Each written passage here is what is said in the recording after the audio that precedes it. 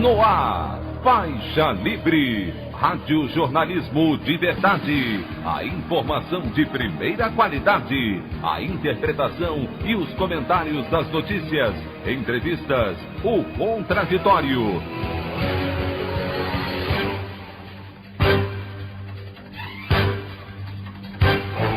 Tudo para aproximar você cada vez mais da realidade do Brasil e do mundo. Apresentação: Anderson Gomes. Tribunal Regional Federal da 5ª Região derruba liminar que obrigava operadoras de saúde a cobrir teste de sorologia para a detecção do novo coronavírus. PT e PCdoB se unem a PDT, PSB, PV, Rede e Cidadania em live para pedir pelo impeachment do presidente Jair Bolsonaro. Crise provocada por declaração de Gilmar Mendes contra as Forças Armadas se amplia e presidente do Supremo, Dias Toffoli, tenta intervir para acalmar os ânimos. Essas e outras notícias na edição desta quarta-feira, 15 de julho do ano de 2020 do programa Faixa Livre.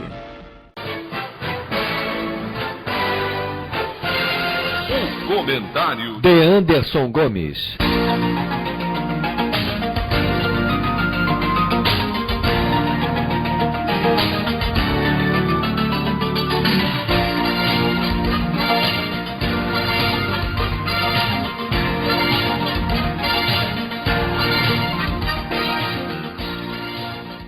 Bom dia, ouvintes.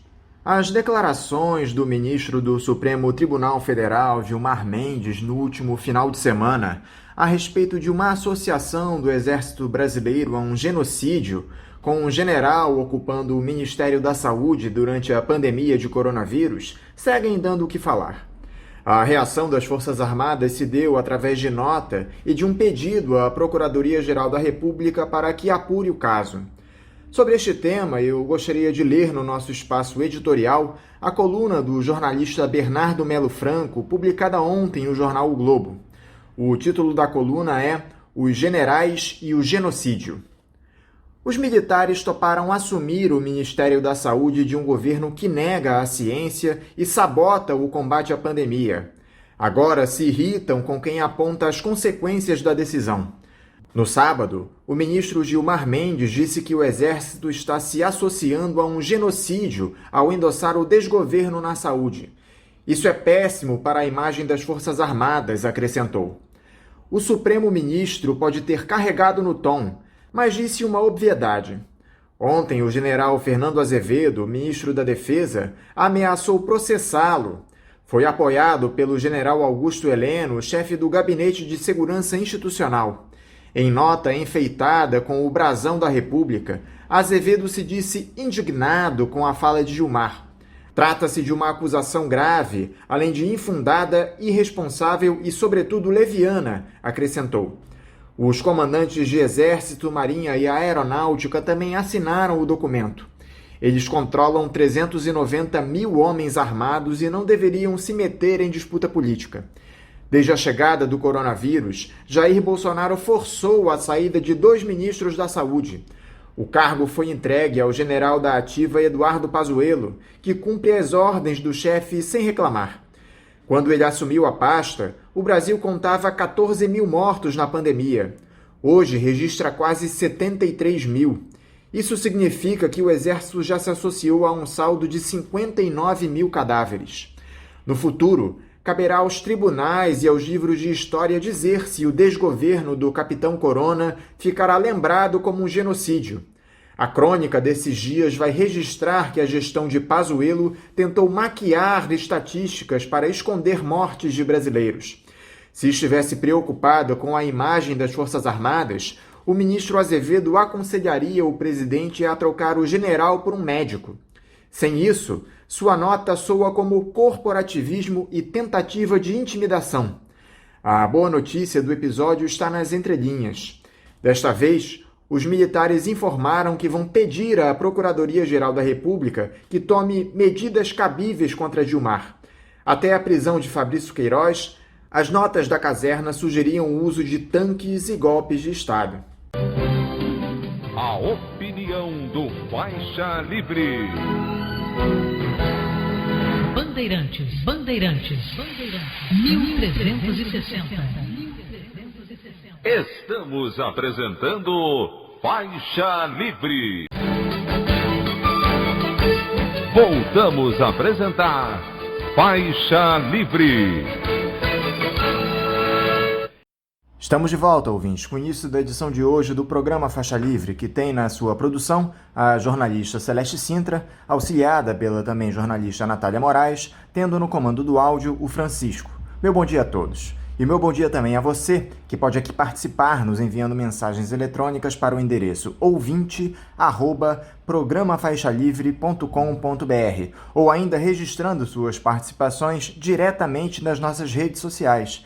No Facebook, nossa página é o Programa Faixa Livre. No Twitter e no Instagram, para deixar o seu recado, basta seguir os perfis @PGM Faixa Livre. Lembrando que as participações por telefone estão inviabilizadas, pois durante o período da pandemia do novo coronavírus, nosso programa está sendo gravado no dia anterior à sua veiculação. Pedimos desculpas aos nossos ouvintes que costumam interagir conosco desta forma, mas foi a maneira encontrada pela equipe do Faixa Livre para mantê-los informados sobre o que acontece no país e no mundo com essa nossa visão crítica, e ao mesmo tempo preservando a saúde dos profissionais que levam o programa ao ar. O Faixa Livre pode ser acompanhado também pelo nosso aplicativo para celulares com sistema operacional Android. O nome do aplicativo é Programa Faixa Livre. Os ouvintes também têm acesso à transmissão pelo nosso site, o www.programafaixalivre.com.br, ou pela página da Associação de Engenheiros da Petrobras, a AEPET, uma das nossas entidades patrocinadoras, no www.aepet.org.br. Para quem perdeu alguma das edições ou quer ouvir novamente o Faixa Livre, os áudios das entrevistas e editoriais estão disponíveis no nosso podcast, nos aplicativos Spotify, Deezer e Castbox.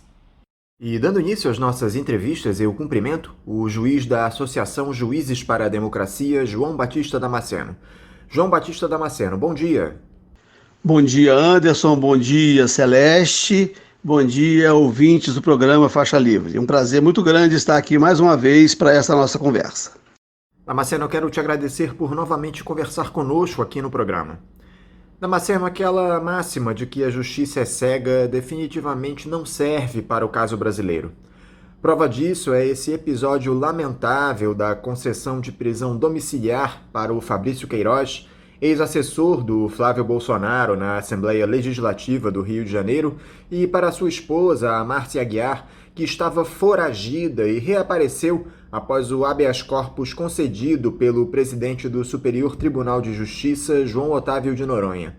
O magistrado argumentou que a Márcia precisaria acompanhar o seu marido, que foi vítima de um câncer e necessita de cuidados por conta da Covid-19. A grande questão, Damasceno, é que nós temos milhares de mães pelo país encarceradas, com filhos pequenos, que precisam muito mais de atenção que o senhor Fabrício Queiroz. Por que essa seletividade? Anderson, a palavra é precisamente esta. É a seletividade do sistema de justiça. O Brasil é um país que tem adotado a prisão como solução para os problemas, quando prisão não soluciona problema algum.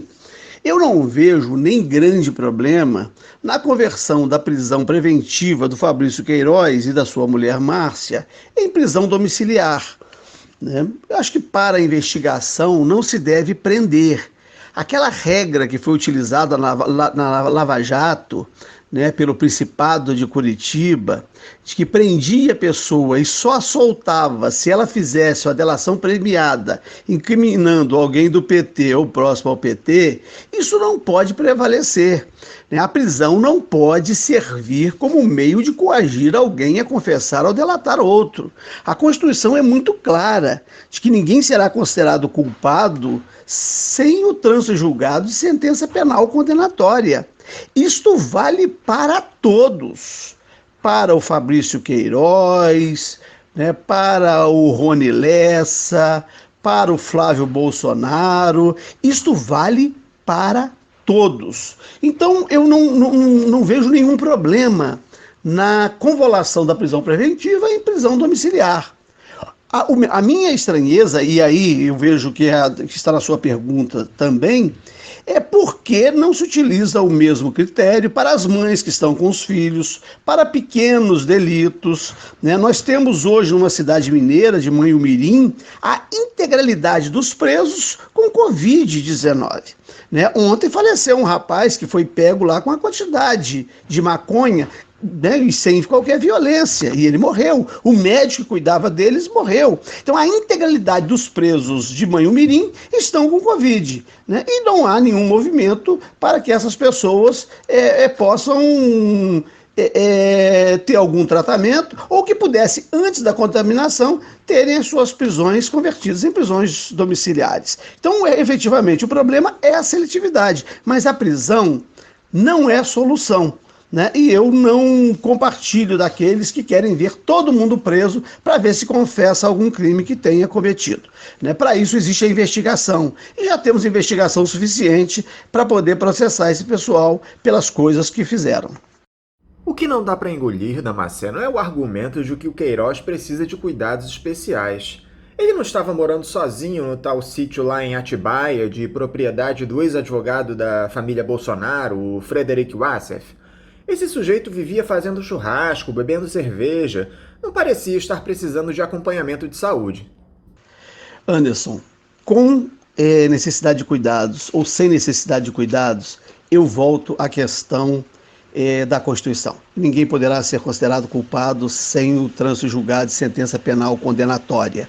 E veja o seguinte, aquele churrasco que o Fabrício Queiroz fazia lá no sítio de Atibaia, aí efetivamente um sítio, né, de propriedade comprovada, você vê que era um churrasco numa churrasqueirinha muito mequetrefe, com uma carninha muito, né, eu não gostaria de comer daquele churrasco não, né, mas eu acho que o problema é a seletividade, e tem um problema muito mais sério aí, que é, neste momento, os órgãos judiciais não terem ainda definido qual é o juízo competente.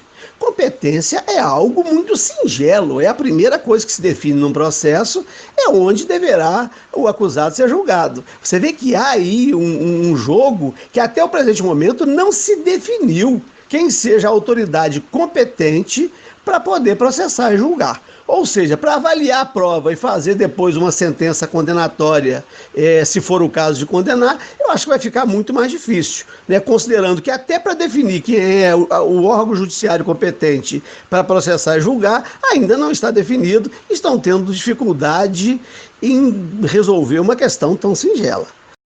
Agora, essa foi uma decisão monocrática do presidente do STJ, João Otávio de Noronha, que responde pelo tribunal durante esse período de recesso do judiciário. Você acha que o pleno da corte pode vir a rever essa decisão do magistrado, Damasceno? É necessário que haja algum recurso nesse sentido ou não há possibilidade de mudança na concessão desse habeas corpus? Anderson, eu não vou falar nada do ministro João Noronha, esse homem foi corregedor nacional de justiça do CNJ, andou no meu pé, né, me perseguindo até por eu ter convidado uma promotora para fazer uma palestra sobre um assunto que eu imaginei que ela pudesse falar, e disse que eu tinha mandado ofício fictício, né, quando eu demonstrei que o ofício era real. Aí ele disse que o ofício era real, mas que eu atuava com ânimos, né, jocoso, que eu estava fazendo a gozação com a promotora. Eu não vou falar muita coisa deste ministro, não. O que eu posso te falar é o seguinte: ele foi nomeado pelo presidente Fernando Henrique Cardoso, ele era um bancário do Banco do Brasil, fez uma faculdade de Direito num curso noturno, numa instituição que eu não sei onde é que mas é a tal da Faculdade do Sul de Minas, e é o único curso que ele tem, né? Um curso de Direito, né, cursado à noite numa faculdade chamada Faculdade do Sul de Minas, e foi nomeado ministro do STJ pelo presidente Fernando Henrique Cardoso, né? E agora, né, o presidente Bolsonaro diz que quando viu foi amor à primeira vista, e os jornais têm publicado que se ele já atendeu 84% ou 74% dos pedidos feitos pelo governo. né? Eu não vou tecer comentários, né, sobre o ministro, mas realmente uma das turmas, né, do STJ, não precisa nem ir ao pleno, não. Uma das turmas, ao tomar conhecimento do recurso, acho que já interposto, né, poderá reconsiderar essa decisão tomada monocraticamente durante este recesso do mês de julho pelo presidente do Superior Tribunal de Justiça. Ainda que o Queiroz esteja teoricamente isolado em casa, Damasceno, essa saída dele da prisão não coloca em risco, primeiro, eventuais provas a respeito dos ilícitos dos quais ele é acusado e, depois, a própria integridade física dele, já que não está sob custódia efetiva das autoridades? Veja bem, a questão das provas, não precisa encarcerar uma pessoa para recolher prova. Para isso existem os mandados de busca e apreensão, né? Eu acho que já se recolheu, né, muita coisa, né? Mas se precisar, pode-se recolher mais, não se precisa prender uma pessoa para que ela confesse. A segunda questão é de que não se protege uma pessoa prendendo-a, né? A ideia de que nós vamos prender uma pessoa em sua própria proteção pode ser uma ideia muito perigosa, porque se esta questão começa a ser aventada, vai se passar a prender os corréus para que uns não atinjam os outros, né? Então nós temos que adotar o princípio de que a prisão é uma exceção, de que o direito penal não resolve, de que ele pode ser aplicado em algumas circunstâncias, né? E de que a pessoa só pode ser considerada culpada com o trânsito julgado de sentença penal condenatória. Então cabe, né, a quem está investigando fazer as investigações, coletar as provas, levar a juízo e propiciar o julgamento e, se for o caso, a condenação. Agora, muito mais do que isso, é preciso desarticular essas redes, é preciso desarticular, né, essa economia, né, que favorece a formação desses grupos de milicianos. Porque o problema do miliciano não é só a violência, né, é a finalidade com que atua, né, com a qual atua. E essa finalidade é econômica. É essa questão que precisa ser atacada, né, para que esses grupos sejam desmontados. Então, Damasceno, mas eu me refiro não apenas ao fato de o Queiroz, em prisão domiciliar, destruir ou coordenar a destruição de determinadas provas. Eu me refiro especialmente ao fato de que pode ocorrer uma queima de arquivo, alguém invadir a residência onde o Queiroz está cumprindo pena e executar tanto ele quanto sua esposa. O ex-assessor dos Bolsonaro certamente tem informações que podem incriminar a família do presidente. E nós sabemos muito bem como agem esses grupos de milicianos. Está aí o caso dessa morte suspeitíssima do capitão Adriano lá na Bahia como exemplo. Efetivamente, todo mundo que brinca com fogo corre o risco de se queimar, né? Agora, não será a prisão do Queiroz que lhe garantirá, né, a sobrevida, né? Então, eu não defenderia a prisão para a garantia da vida de uma pessoa. Eu sei como essas coisas acontecem, né? Conheço bem essa história desses grupos. Em 1979, um familiar da família Raunhete, Nova Iguaçu, praticamente dona da cidade, contratou 2 matadores para entrar na casa de um deles e assassinar a própria mulher, enquanto ele estaria num jogo no Maracanã. Né? Tempos depois, a empregada doméstica, Nora Ney, foi acusada, né, do crime, presa, torturada, né, inclusive com a participação do próprio promotor, e confessou o crime. Tempos depois, um dos matadores foi preso e antes que fizesse qualquer coisa com ele, ele contou o crime, né? E foram presos, os executores foram presos. O familiar da família Raiete nunca foi a julgamento, nunca foi preso, nunca foi a julgamento, e eu nem sei por que cargas d'água, mas não foi a julgamento. E os presos depois, né, fugiram, né, arranjaram umas fugas para eles e eles apareceram mortos em outros lugares. E aí tem uma dúvida, fugiram mesmo? Ou foram assassinados dentro das celas e, né, levados para algum lugar onde teriam aparecido mortos, né? Ou teriam aparecido seus corpos tempos depois, né? Então nós nunca vamos saber. Então dentro de uma cela não é lugar, né, em que se proteja necessariamente uma pessoa. Muito pelo contrário, né? Por vezes eu tenho dúvidas sobre fuga de preso, né? Uma fuga de preso pode ser, né, em algumas circunstâncias, o acobertamento né, de um homicídio. Então não há garantia de que preso ele teria uma sobrevida, né? Então não há como prender uma pessoa para garantir a vida dela, né? Eu não defendo a prisão nem para o Queiroz, né, em circunstâncias dessas. Mudando um pouco de assunto, Damasceno, parece que o país não consegue ficar muito tempo no governo Bolsonaro sem que haja algum tipo de tensão.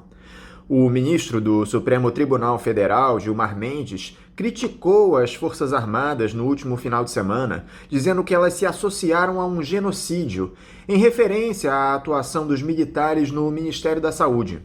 A declaração provocou reações imediatas, tanto da cúpula da instituição como do Ministério da Defesa.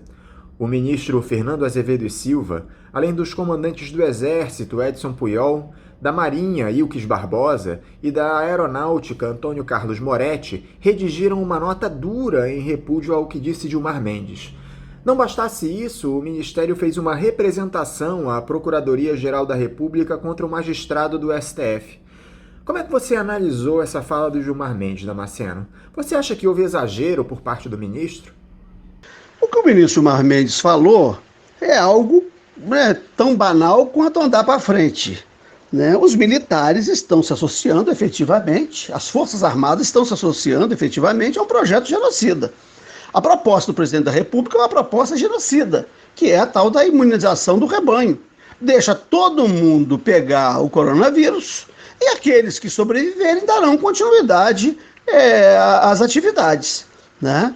Então, ele desconsidera a existência dos grupos vulneráveis, das pessoas vulneráveis, que não resistirão ao contato com o coronavírus, né? Mas essa é uma opção que se faz, né, em casos de pandemia, né, propiciar a proliferação da doença, né? Aqueles que se contaminarem e sobreviverem estarão imunizados, e aqueles que se contaminarem e não sobreviverem, né, serão sepultados e as coisas continuarão, né, como continuavam antes. Isso é que o presidente falou. Por isso que ele dizia, e daí? Eu não sou coveiro, eu não faço milagre, essas coisas todas. Então o presidente fez uma proposição genocida, né, uma proposição, né, visando a eliminação de parcela da população.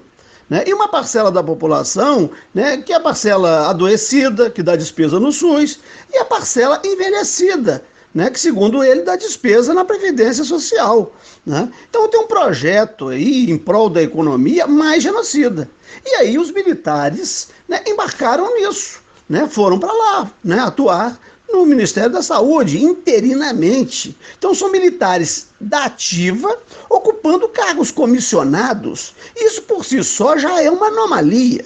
Isso expressa uma politização das Forças Armadas, né? Porque foi algo que o presidente Ernesto Geisel, né, o general presidente Ernesto Geisel, né, buscou eliminar essa politização, né, dos militares.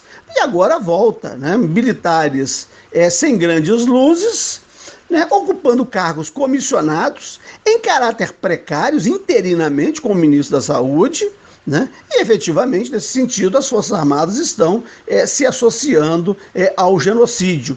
Eu acho que a primeira questão que nós precisamos discutir é se militares em atividade podem deixar as suas funções típicas para ocupar cargos comissionados, seja em que governo for, né? Porque nós estamos encontrando aí um processo de politização das Forças Armadas. E, nesse sentido, o ministro Gilmar Mendes fez muito bem, né? Segundo ele próprio, né, ele colocou o dedo na ferida. Quer dizer, a ferida está lá, é que ninguém queria ver. E alguém lembrou, né, que a ferida existia e botou o dedo nela, e por isso essa gritaria toda. Damasceno, mas esse entrevero agora entre o Judiciário e as Forças Armadas não acaba passando a imagem para a população de que as instituições não conseguem manter a harmonia no país? Eu te confesso que não lembro de um outro período na história onde houve tantas disputas como acontece agora durante a gestão de Jair Bolsonaro.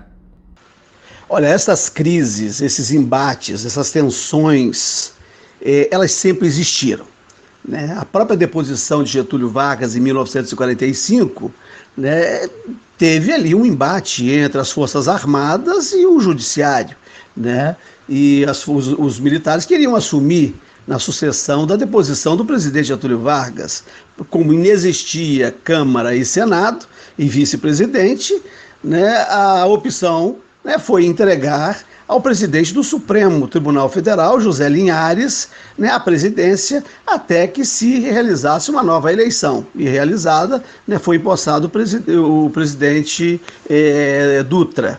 Então, essa tensão, ela faz parte das instituições, né? Então, não há nada de novo, não. Talvez hoje, com as novas mídias e os novos meios de comunicação, nós estejamos tomando ciência dessas ocorrências. Mas esses embates sempre ocorreram, né? Essas tensões são próprias das instituições. E é para isso que os poderes são divididos, para que um controle o outro, para que um sirva, né, de freio ou de contrapeso à atuação do outro.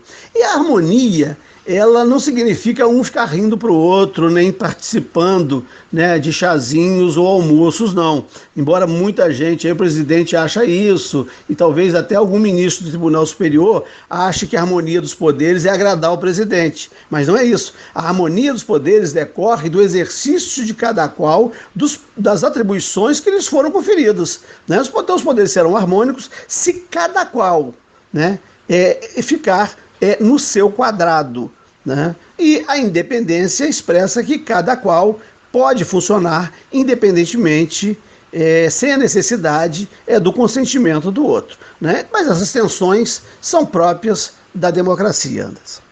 Nós tivemos também, Damasceno, esse elo encontrado pela Polícia Federal e pelo Ministério Público do Rio de Janeiro entre aquele ex-policial Rony Lessa, um dos executores da vereadora Marielle Franco e de seu motorista Anderson Gomes, e o tal do Capitão Adriano, morto no início do ano na Bahia. Parece que o Rony Lessa realizou pesquisas na internet a respeito de uma concessionária de luxo na zona oeste do Rio, onde o miliciano comprava e vendia carros. Alguns homens de confiança do assassino também frequentavam a concessionária. Parece que aos poucos as peças começam a se encaixar, Damasceno. Para mim não tem nada de novo no reino da Dinamarca, né? Relação de grupos de milicianos e relação amistosa de miliciano com miliciano é algo, né, banal, né? Ou eles são inimigos e um elimina o outro, ou eles são amigos e convivem na mesma base territorial, né? Então, essa é a primeira coisa.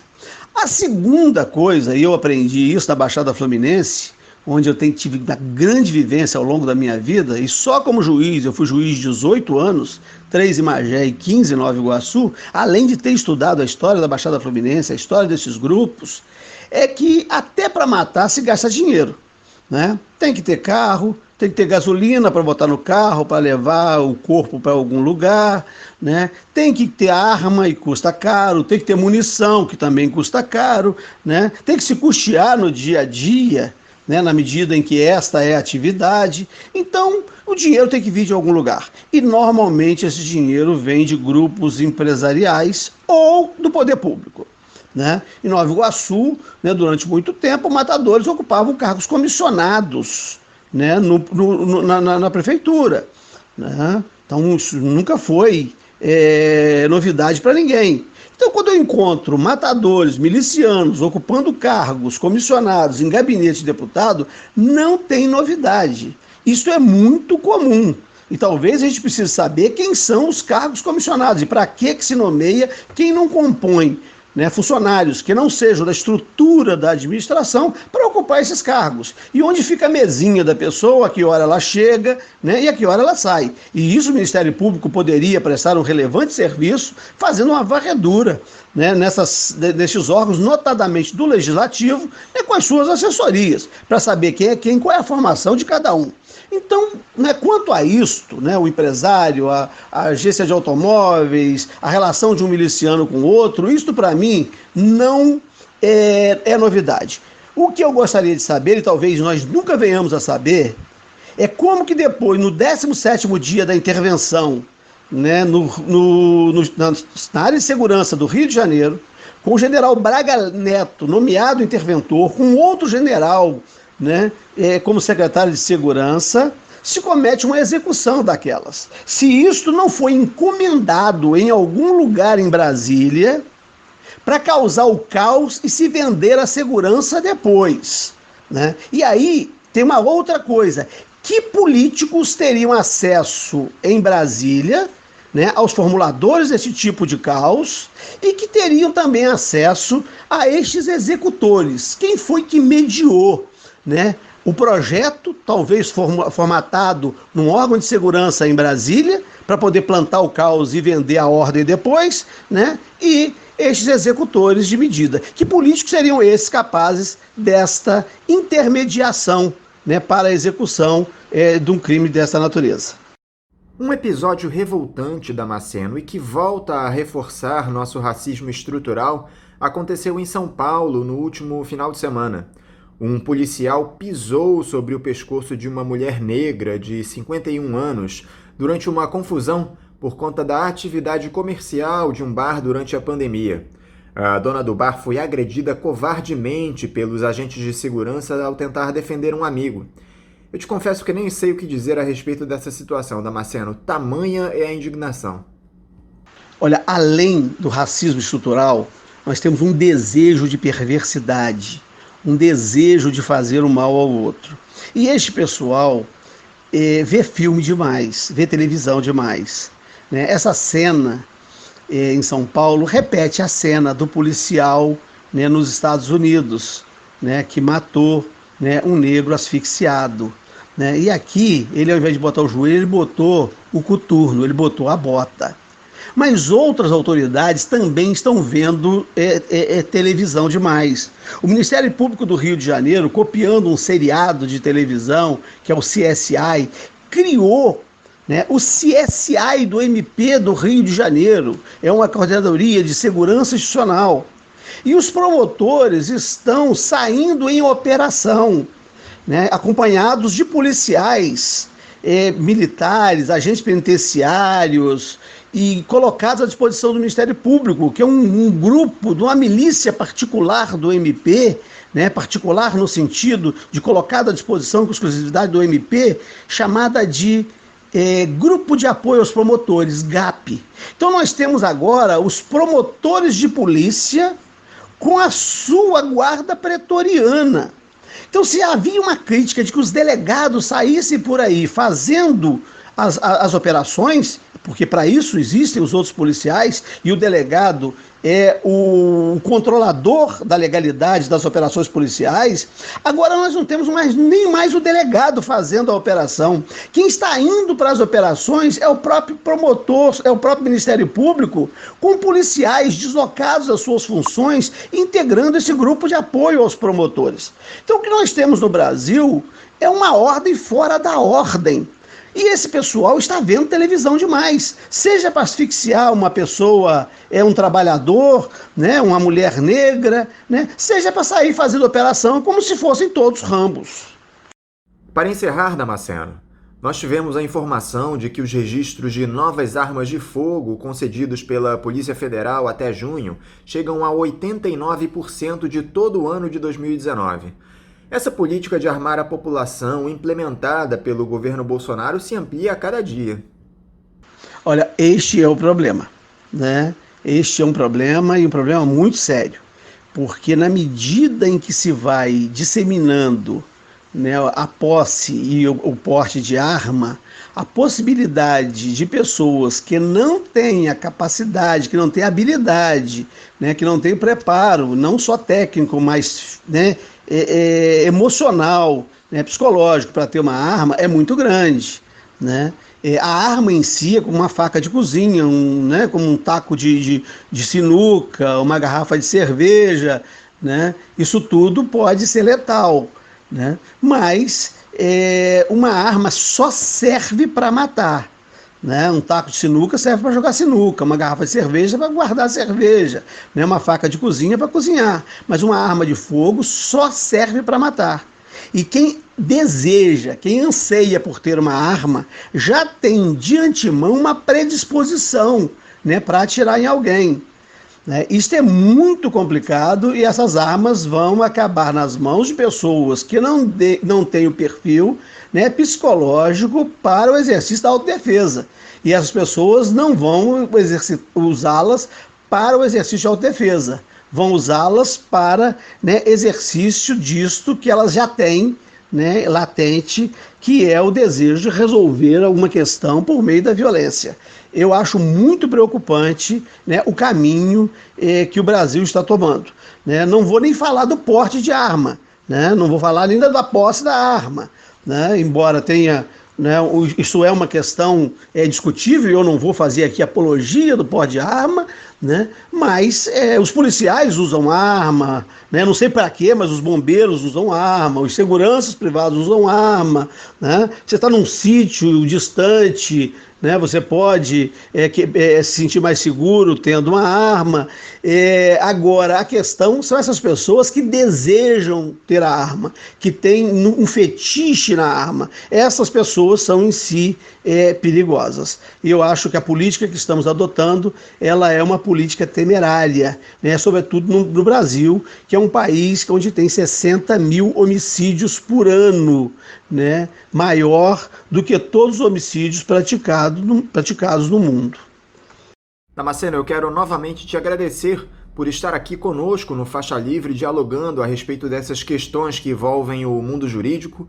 Desejar você um ótimo dia de trabalho e um forte abraço.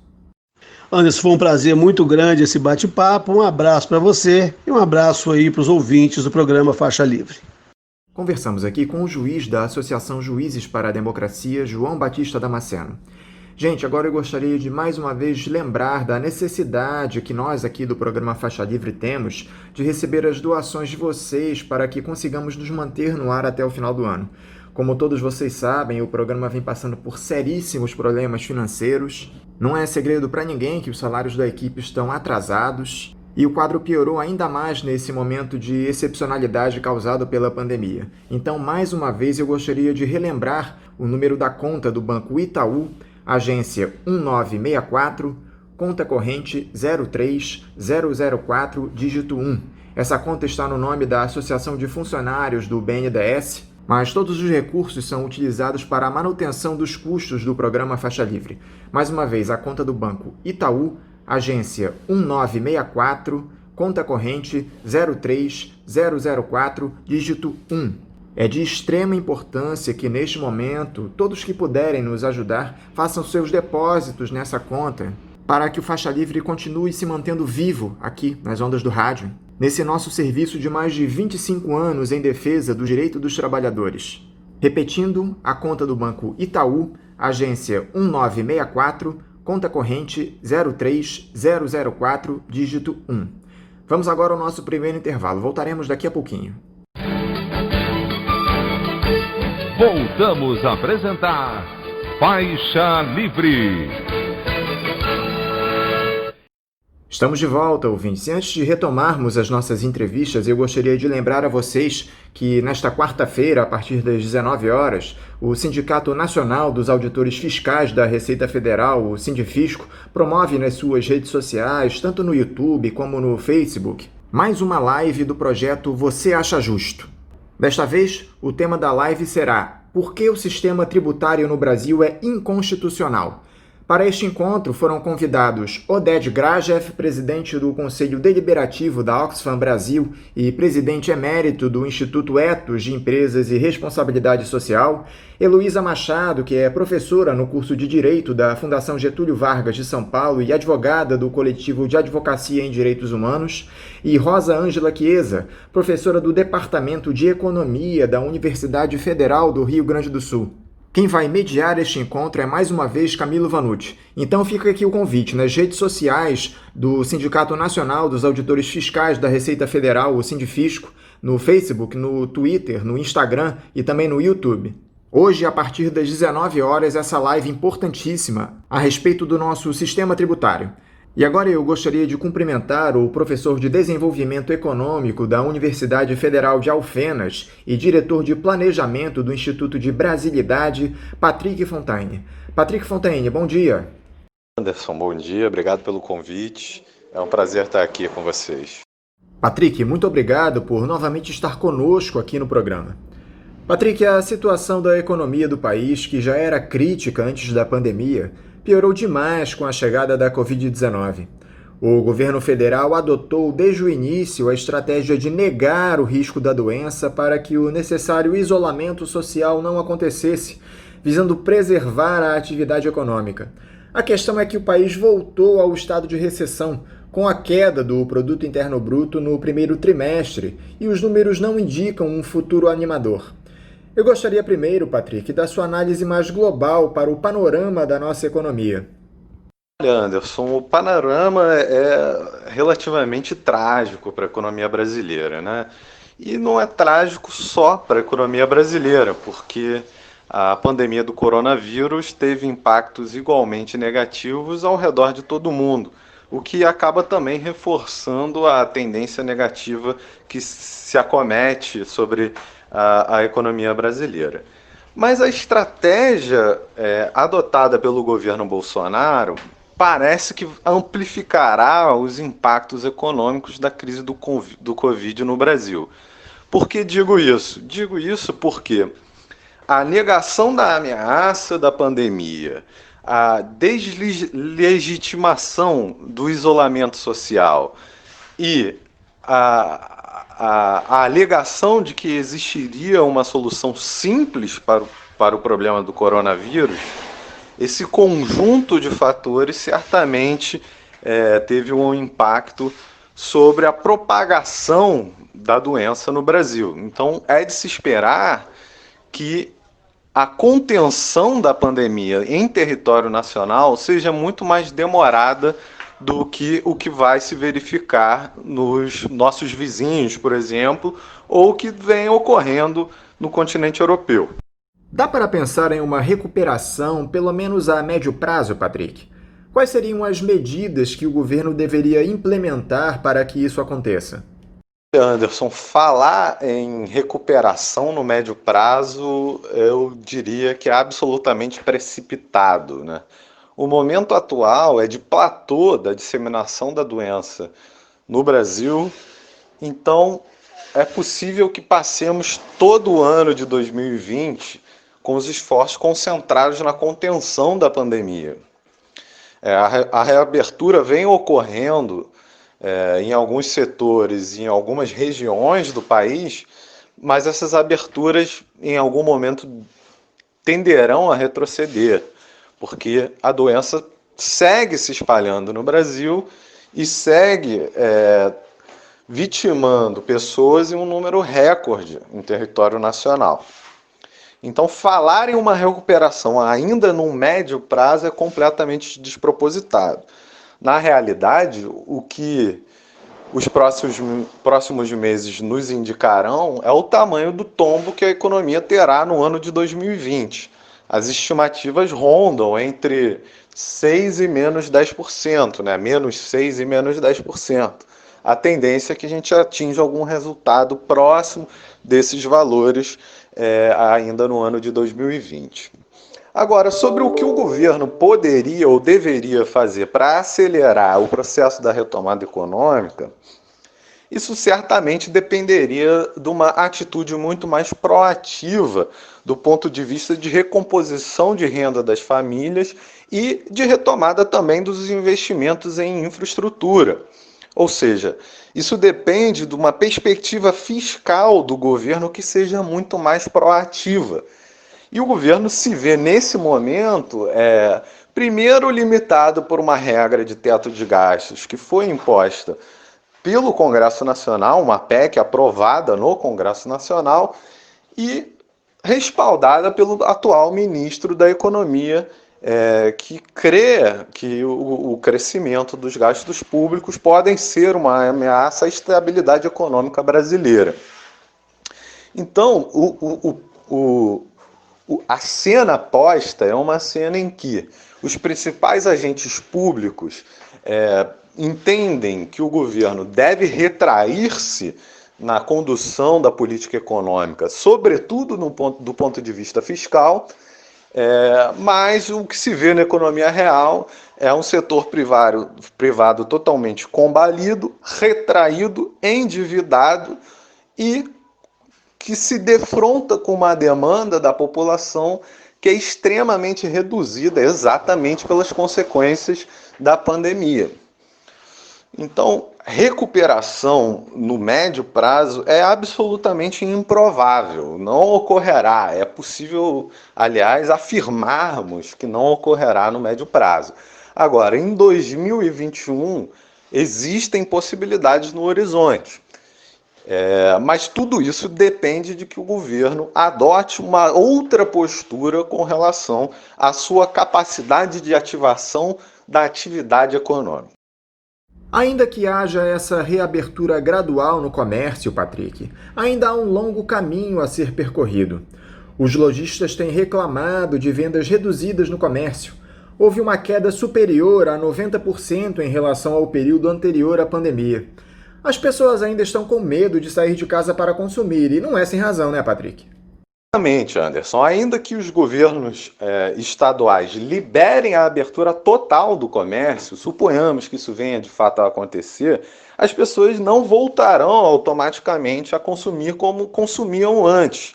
Primeiro, porque elas temem a contaminação pelo coronavírus, que mata gente o suficiente para que todos nós tenhamos parentes próximos vitimados pela doença. Todo mundo conhece alguém que já morreu pelo coronavírus. Então, as pessoas já percebem o vírus como uma ameaça real às suas vidas, tá certo? Então, esse é um primeiro movimento que faz com que a tendência de consumo seja diminuta. O segundo aspecto é o fato das famílias terem empobrecido severamente ao longo desse período, né? Foram milhões de empregos perdidos, e quando não foram empregos perdidos, foram reduções salariais significativas. Tudo isso resulta numa capacidade de consumo, uma massa salarial paga mensalmente, que é muito menor do que costumava ser nos mesmos meses do ano passado. Então, a tendência é que o consumo passe por uma retração cavalar ao longo do ano de 2020, independentemente da reabertura ou não do comércio. Agora, essa pandemia acabou provocando uma ampliação enorme do comércio online, Patrick. As vendas pela internet cresceram muito nesses últimos 3 meses. Você acha que esse é um caminho sem volta? O comércio online pode substituir as lojas físicas mais rápido do que era esperado? Olha, Anderson, esse me parece ser um dos principais resultados do ponto de vista da transformação da forma como a economia se relaciona com o consumo. É natural a explosão do consumo via internet ou via telefone, qualquer forma deslocalizada de compra, certamente foi muito incentivada pela questão da pandemia, isso é óbvio e natural. Agora, isso terá um efeito duradouro sobre a maneira como as pessoas se relacionam com o consumo, né? Porque nesse processo são muitas as pessoas que nunca haviam comprado pela internet porque receavam esse mecanismo, ou porque não sabiam como fazê-lo, ou que achavam que encontrariam melhores preços nas lojas físicas. Essas pessoas que se adaptaram ao consumo distanciado, talvez não voltem em sua plenitude ao comércio local, né? É esperado que uma parcela das pessoas que se introduziram no comércio online e distanciado persigam essa nova forma de relação com o consumo por mais tempo, né? Que passem a adotar esses comportamentos permanentemente. Então, eu acho que esse é um dos efeitos mais claramente identificáveis de transformações provocadas pela pandemia, pela emergência da pandemia, né? Você acelerou certamente em muito o aprendizado das pessoas em como lidar com o consumo à distância. E, ao mesmo tempo, a introdução do home office como forma de trabalho mais legítima do que antes parecera, também terá seus impactos sobre o comércio local. Pense que boa parte do consumo realizado é um consumo que se dá por impulso e das pessoas que transitam pelas vitrines das lojas no seu horário de almoço, no seu horário de chegada ao trabalho, mas também no seu horário de saída do trabalho. Então, pelo fato da própria circulação de pessoas diariamente ter sofrido uma redução, a tendência é que o comércio de rua sofra impactos aumentados e por um longo período de tempo. É infeliz notar essa ocorrência, porque isso vai fortalecer grandes grupos, vai diminuir a capacidade de geração de renda em termos de quantidade de famílias atendidas, né? Vai gerar talvez tanta renda quanto antes, mas concentrada nas mãos de poucos operadores dos sistemas de distribuição. Então acaba tendo impactos macroeconômicos, inclusive, né? Se você imagina que a renda gerada pelo comércio se concentra cada vez mais como resultado da migração para o comércio distanciado, é de se esperar que menos pessoas tenham acesso à renda como fruto desse processo. Essa situação de extrema pobreza não atinge apenas o Brasil, Patrick. O secretário-geral da Organização para a Cooperação e Desenvolvimento Econômico, a OCDE, José Ángel Gurría, afirmou na segunda-feira que a crise causada pela Covid-19 mostrou que os mecanismos de proteção social são insuficientes e que saúde e economia não se contrapõem. Segundo ele, poderá haver neste ano um acréscimo de 18 milhões de latino-americanos vivendo na pobreza e 16 milhões na pobreza extrema. Muito se falou no início dessa pandemia da necessidade da adoção de medidas keynesianas para conter os efeitos econômicos da doença. Pelo jeito, isso ficou apenas no discurso por aqui, Patrick. Anderson, dizer que ficou apenas no discurso talvez seja um pouco de exagero, mas certamente fez-se o mínimo possível.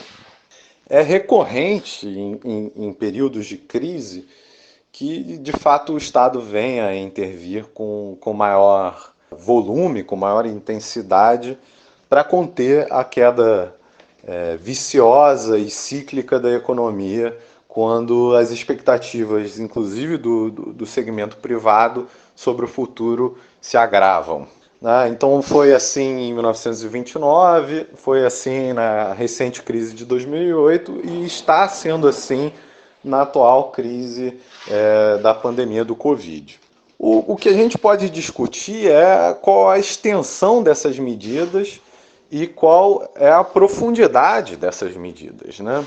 Em alguns países, né, sobretudo na Europa, você vê um movimento de repensar a função do Estado como agente do processo econômico. O Estado sempre foi muito presente nas sociedades europeias, mas vinha passando por um processo de diminuição das suas funções ao longo do tempo. Esse movimento, pelo menos nesse momento, parece ter sido revertido. Os Estados europeus, em sua maioria, não só atuaram provendo mecanismos de proteção social às populações afetadas pela crise da pandemia, mas também passaram a interpretar o Estado como um instrumento acelerador da transição ecológica ou da transição verde, né? Um processo de incorporação de tecnologias menos agressivas ao meio ambiente no sistema produtivo.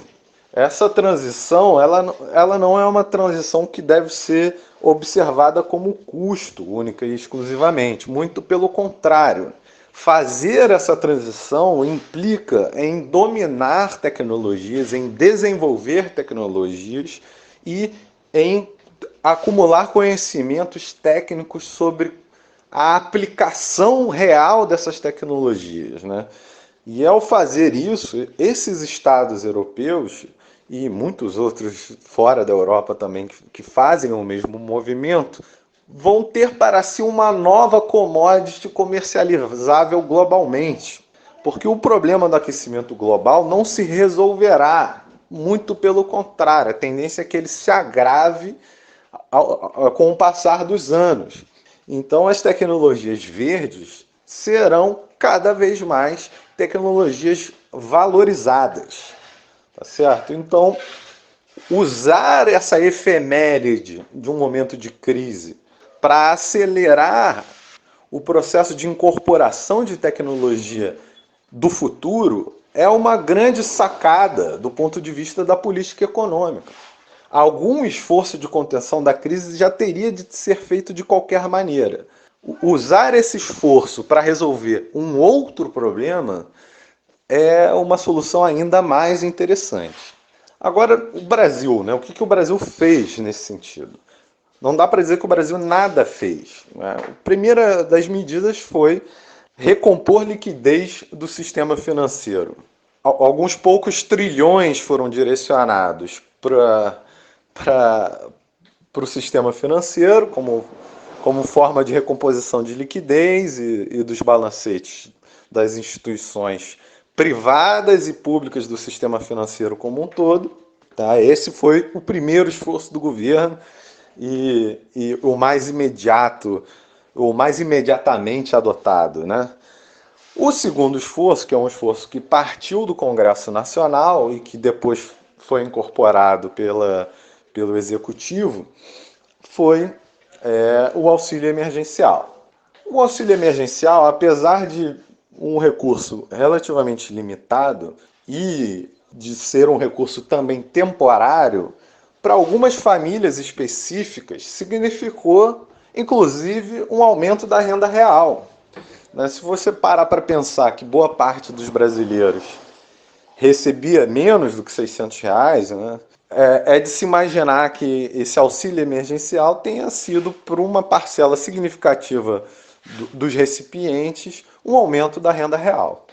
Nas primeiras faixas de renda do Brasil, o auxílio emergencial foi um aumento da renda real. Então teve um efeito distributivo positivo esse pagamento do auxílio emergencial. Sem falar no efeito sobre o consumo do pagamento desse auxílio, né? Se não fosse o auxílio emergencial, não ia haver renda na praça para qualquer tipo de consumo e a gente ia tender para uma situação calamitosa, como reflexo de fome e de problemas sociais resultantes da ausência total de renda, né? Com o fechamento do comércio e dos bicos que surgem quando a economia está ativa.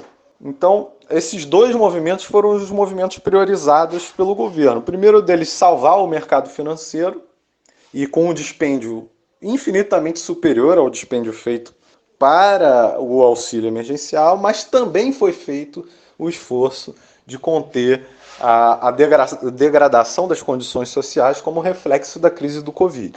Agora, o que o governo passa a se defrontar nesse momento é com a dificuldade de ter de cessar os pagamentos do auxílio emergencial.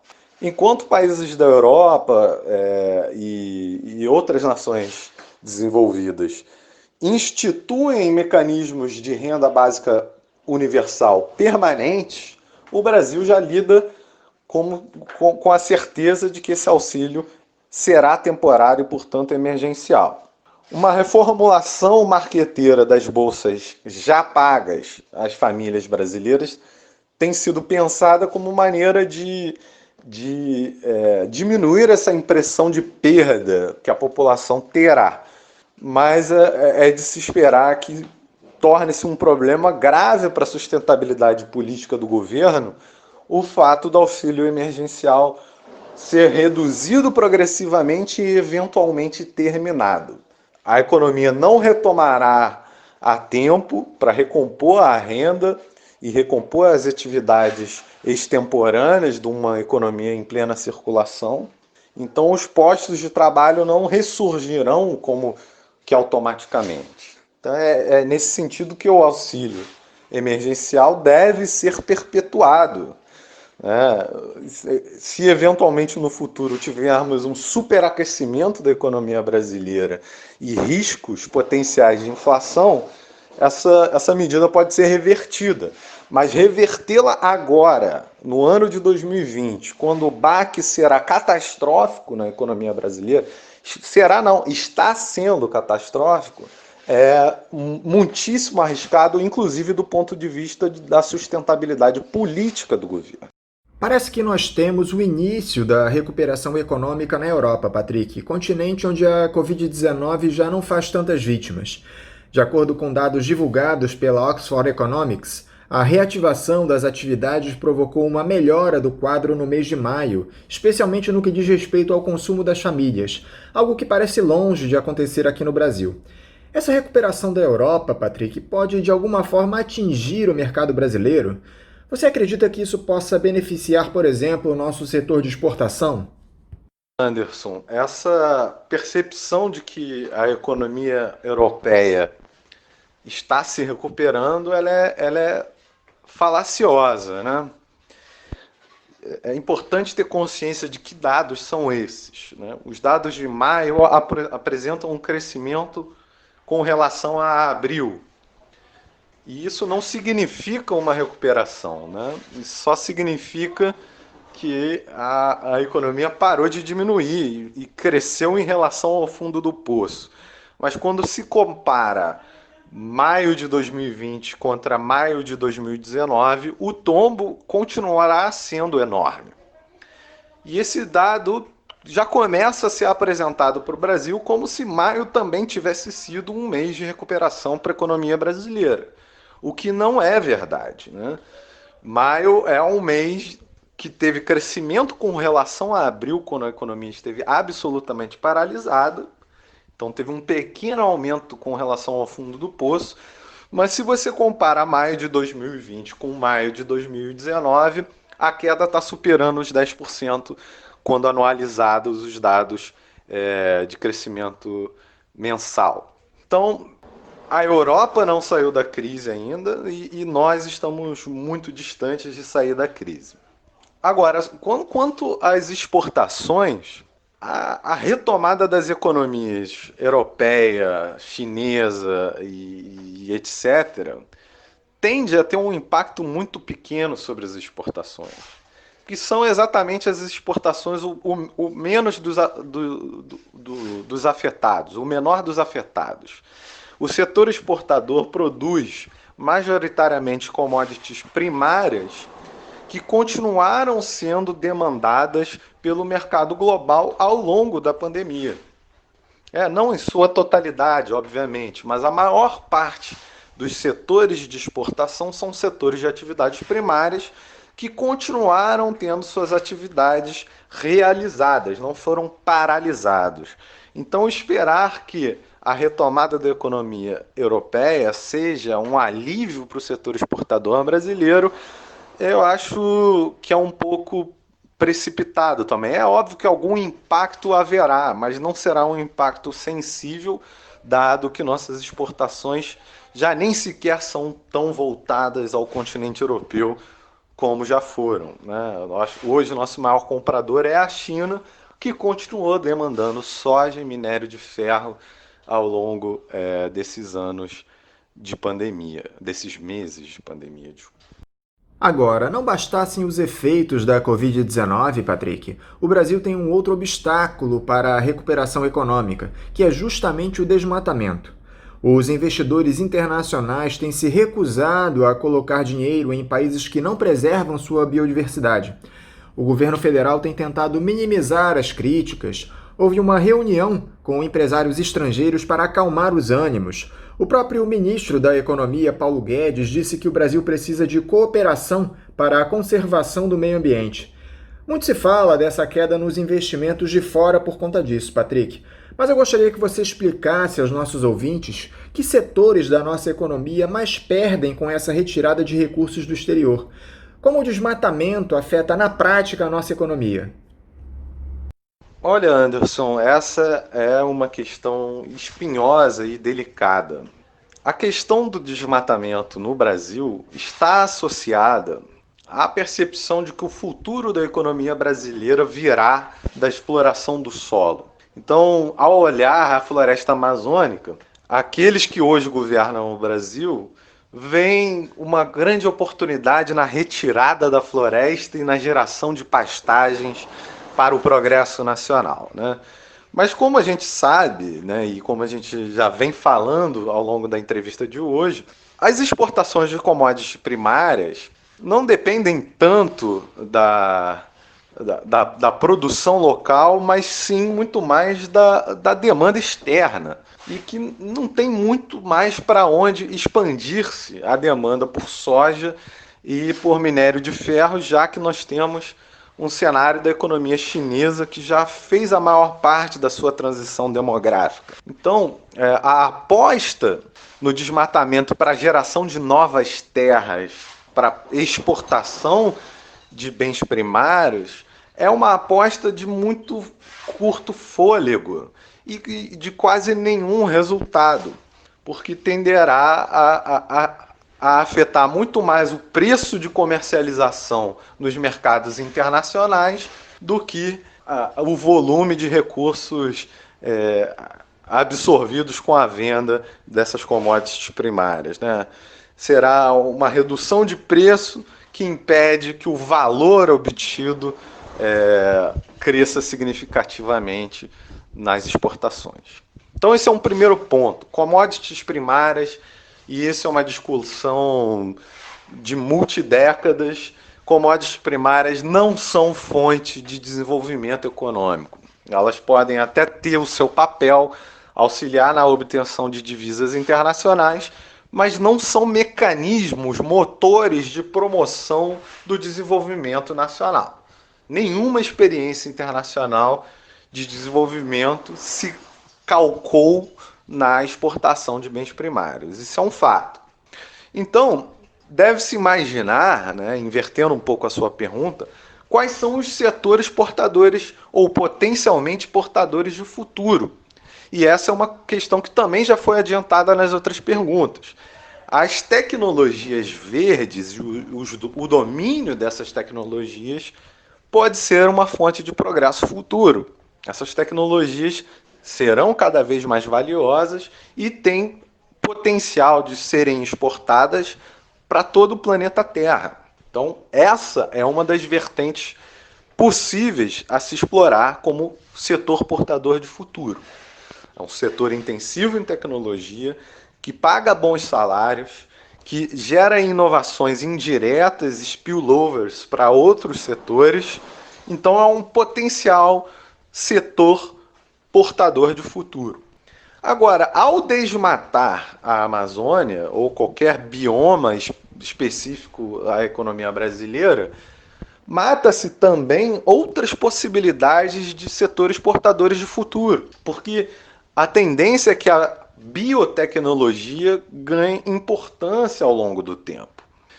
A descoberta de novos compostos químicos, a descoberta de novas substâncias fitoterápicas vai alimentar a indústria farmacêutica do futuro, a indústria de cosméticos do futuro e a indústria química do futuro. Tá? Tudo isso é um repositório de tecnologia depositado na bacia amazônica e que, com o desmatamento, tende a ser disseminado e não aproveitado pela economia brasileira. Queimar a floresta amazônica é um desperdício de recursos. Nesse sentido, nem pensando somente na madeira que se perde nesse processo, mas, sobretudo, na grande biodiversidade presente naquele território, que tem potencialidades econômicas infinitas. Então, o que se faz necessário não é nem sequer mostrar como o desmatamento é um prejuízo do ponto de vista econômico, mas sim mostrar que o desmatamento da Amazônia é nossa privação de futuro, porque será na biotecnologia, na tecnologia farmacêutica e fitoterápica que boa parte das inovações, das inovações se darão. Um terceiro aspecto nessa discussão do desmatamento é a questão da funcionalidade ecossistêmica da floresta amazônica. A floresta amazônica presta um serviço ao ecossistema brasileiro, promovendo a distribuição de umidade ao longo de todo o território. Então, por exemplo, as chuvas sazonais do sudeste brasileiro, elas só ocorrem porque existe a Amazônia para alimentar essa região de umidade. Então, com o desmatamento amazônico, é possível que enfrentemos uma desertificação do sudeste brasileiro. Outras regiões nessa mesma posição de latitude de latitude no mundo são desertas. O sudeste brasileiro não é desertificado porque é alimentado recorrentemente por fluxos de umidade que partem da Amazônia. Então está aí mais uma fonte de estagnação possível oriunda do desmatamento da floresta amazônica. Para encerrar, Patrick, uma notícia que nos pegou de surpresa nos últimos dias foi essa cessão de uma carteira de créditos de 2,9 bilhões de reais do Banco do Brasil a um fundo administrado pelo banco BTG Pactual. Essa é a primeira vez em sua história que o Banco do Brasil realizou uma operação de cessão de carteira de crédito a uma instituição fora do seu conglomerado. Há denúncias de que essa operação tenha ocorrido sem a transparência devida. Essa história anda muito estranha, Patrick. O próprio Paulo Guedes disse naquela fatídica reunião ministerial do seu interesse em privatizar o Banco do Brasil. A cessão da carteira ao BTG Pactual pode ser o início desse processo? Bom, Anderson, eu acabei não respondendo plenamente a sua pergunta, mas é óbvio também que o prosseguir do desmatamento da Amazônia tem impacto sobre a visibilidade externa do Brasil e a tendência é que a gente perca progressivamente parceiros comerciais como resultado da nossa incapacidade de conter o desmatamento amazônico, né? Os consumidores ao redor do mundo tornam-se progressivamente conscientes das questões ambientais e agora são muito mais resistentes a produtos que causem desmatamento. Então, nesse sentido, a gente perde não só os recursos dedicados pela Alemanha e pela Noruega para a preservação ambiental, mas perde também potenciais parceiros comerciais para o qual venderíamos nossas commodities primárias obtidas do desmatamento. Tá? Agora, sobre a questão do Banco do Brasil, está claro nas manifestações do ministro da Economia que a percepção dele é que qualquer estrutura pública deve ser privatizada. Ele disse, inclusive, que venderia o Palácio Presidencial se houvesse comprador e que o interesse dele é se desfazer de todas as estruturas públicas, como se as estruturas públicas fossem ineficientes e atravancadoras da expansão do setor privado, né? É um posicionamento ideológico do ministro Paulo Guedes de entender qualquer estrutura pública como um entrave ao progresso nacional, né? Essa também é a ideologia que prevaleceu nos anos 90 e que também prevaleceu no governo Temer. E o que se vê quando se reduz a participação do Estado na economia não é uma expansão do setor privado, muito pelo contrário. É uma regressão, inclusive, do setor privado, porque o setor público age como entidade suportadora das rendas familiares, a alimentadora das rendas familiares. Então a atividade estatal alimenta o setor privado e não atua como um entrave para ele, como argumenta o ministro. Então essa movimentação no Banco do Brasil é a expressão da prioridade de momento na ordem das privatizações. Ficou claro naquela reunião ministerial que uma das intenções do ministro é privatizar o Banco do Brasil e esse aí talvez seja o movimento menos polêmico ou a forma menos polêmica para se fazer essa privatização. Você vai repassando os fundos para os parceiros privados a baixo custo, né? Ou seja, doando recursos públicos ao setor privado. Né? Essas são sempre operações que levantam suspeita, porque envolvem milhões, bilhões e trilhões de reais e que estão trocando de mãos públicas para mãos privadas, mas isso não é nada novo, é parte do que está declarado nas intenções do ministro da Economia e também do presidente da República. Né? Nesse aspecto, eles não diferem um do outro. Patrick Fontane, eu quero novamente te agradecer por conversar conosco aqui no Faixa Livre, desejar a você um bom dia e um forte abraço. Muito obrigado, Anderson, e ao Faixa Livre pelo convite, pela atenção. É sempre um prazer participar e nos vemos na próxima. Um grande abraço e que dias melhores se vejam no futuro. Conversamos aqui com o professor de Desenvolvimento Econômico da Universidade Federal de Alfenas e diretor de Planejamento do Instituto de Brasilidade, Patrick Fontane. Vamos agora a um novo intervalo. Voltaremos daqui a pouquinho. Voltamos a apresentar Faixa Livre. Já estamos de volta, ouvintes, e agora eu cumprimento a membro da direção nacional do Movimento dos Trabalhadores Rurais Sem Terra aqui no Rio de Janeiro, o MST, Luana Carvalho. Luana Carvalho, bom dia. Bom dia, Anderson, bom dia a todos os ouvintes aí do programa Faixa Livre, é um prazer estar com vocês novamente. Luana, muito obrigado por conversar conosco aqui no Faixa Livre.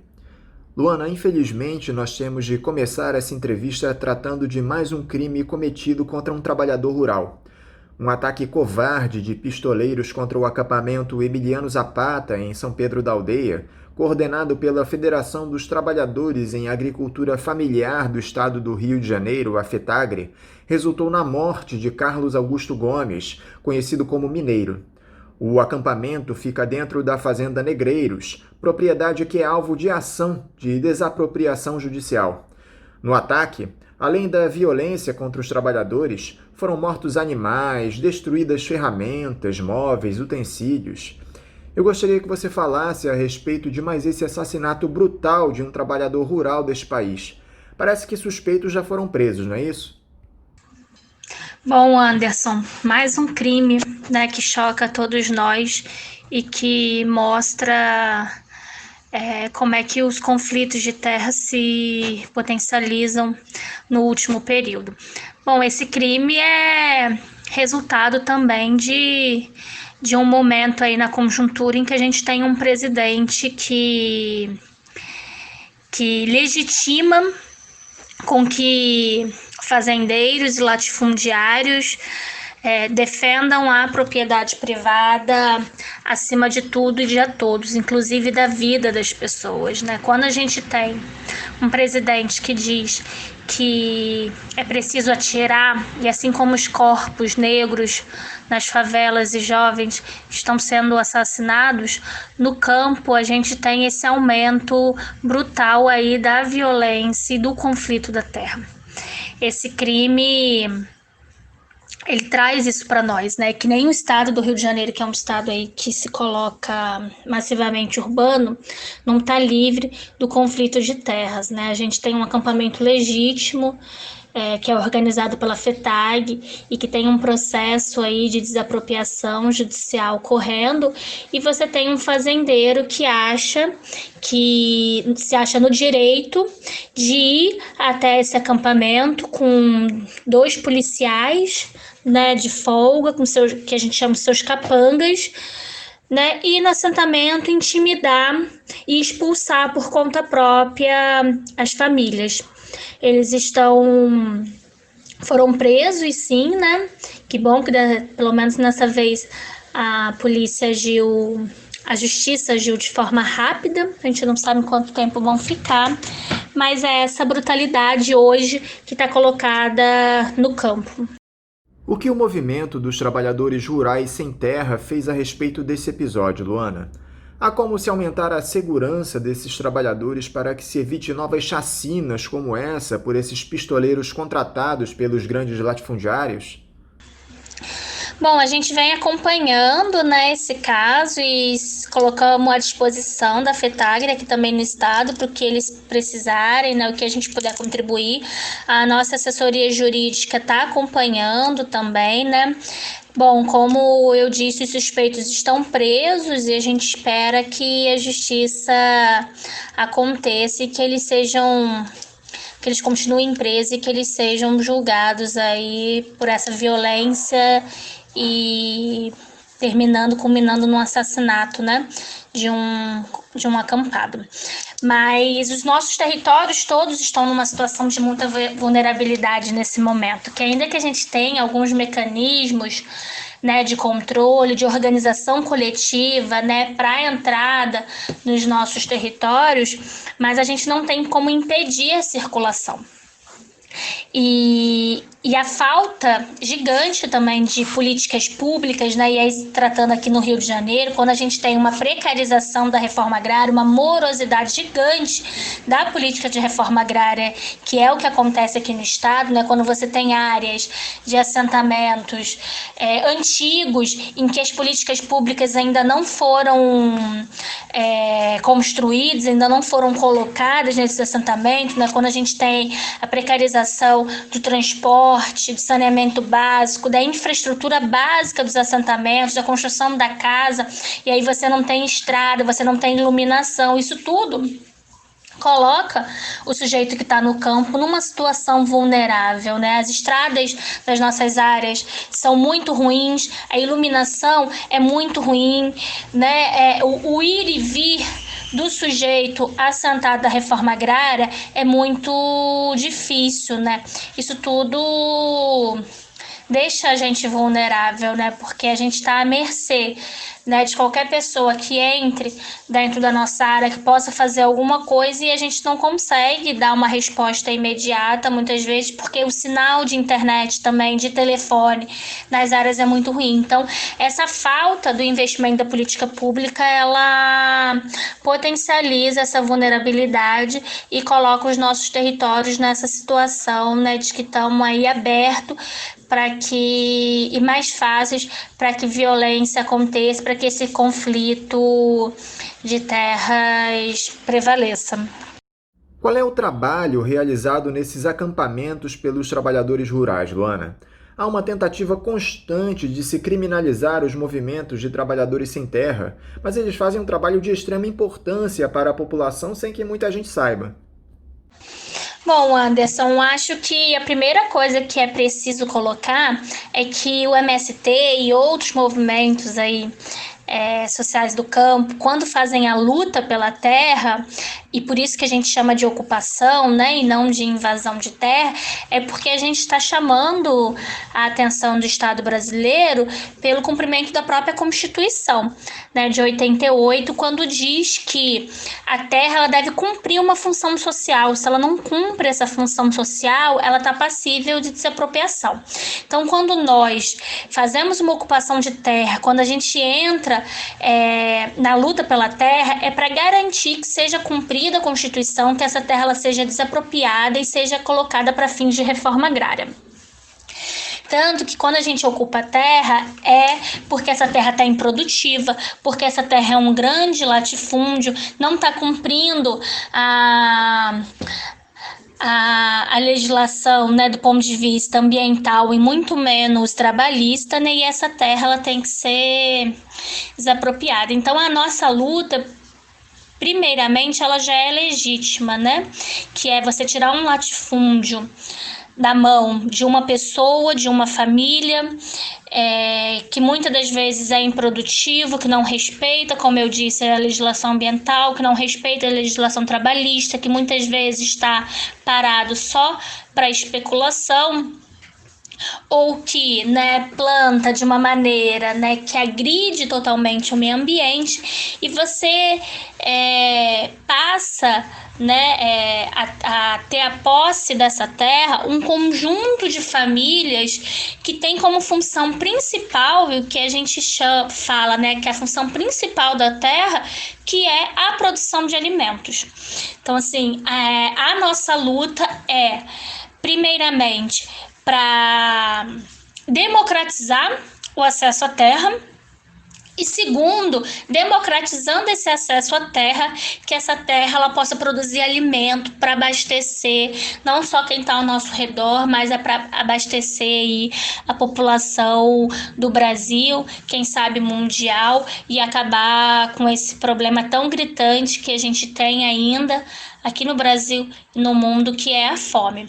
Então, quando a gente faz essa ocupação da terra, né, as famílias que entram nessa luta, e que é uma luta muito difícil, que é uma luta de muitos anos, assim, não é fácil resistir, né, toda a violência e criminalização que se coloca, a gente quer produzir alimento, e isso é uma das coisas que a gente inicia, um dos primeiros pontos que a gente inicia, né, na nova ocupação, é a produção de alimentos, e a partir do nosso debate da agroecologia, né, é uma produção de alimentos saudáveis, é uma produção de alimentos orgânicos, é uma produção de alimentos que chegue à mesa do consumidor, né, da cidade, da pessoa, do trabalhador, daquela que tem uma condição mais precarizada, que esse alimento ele possa chegar à mesa dessa pessoa, e ele possa chegar a um preço acessível. A gente não quer construir um nicho de mercado orgânico, né, para que só uma classe, uma parte, né, da sociedade possa ter acesso. A gente quer que toda a classe trabalhadora tenha acesso a esse alimento de qualidade. Então essa é a função principal, né, que a gente considera da terra, e essa é a nossa luta do MST. Democratizar o acesso à terra. A terra ela tem que ser de todos aqueles que querem trabalhar na terra. Não dá para a gente ter num país como o nosso, um país tão grande, a gente ter 46% das terras agricultáveis sendo controlada por em torno de 1% da população. Isso é uma concentração desmedida, uma concentração que traz outras desigualdades. Não reflete só a desigualdade do acesso à terra, mas reflete a própria desigualdade social. Quando a gente tem um país com uma concentração de terra tão grande, e você tem, né, mais 50% da população que não tem acesso à terra, que não tem acesso à produção de alimentos, né? Isso reflete aí a grande desigualdade social que a gente tem hoje no nosso país. A importância da agricultura familiar é algo que nós sempre fizemos questão de ressaltar aqui no Faixa Livre, Luana. Esse cultivo em pequenas propriedades, sem uso daquelas quantidades absurdas de agrotóxicos, é fundamental, especialmente para a saúde das pessoas que consomem essas frutas e hortaliças. Com todo esse apoio do governo Jair Bolsonaro ao agronegócio e os discursos em defesa da propriedade, a ameaça aos trabalhadores rurais tem se ampliado. Esse é um tema invisibilizado pela mídia dominante, e eu gostaria que você explicasse a situação atual desses trabalhadores da agricultura familiar no país para os nossos ouvintes. Bom, esse é um tema totalmente invisibilizado pela mídia dominante, né?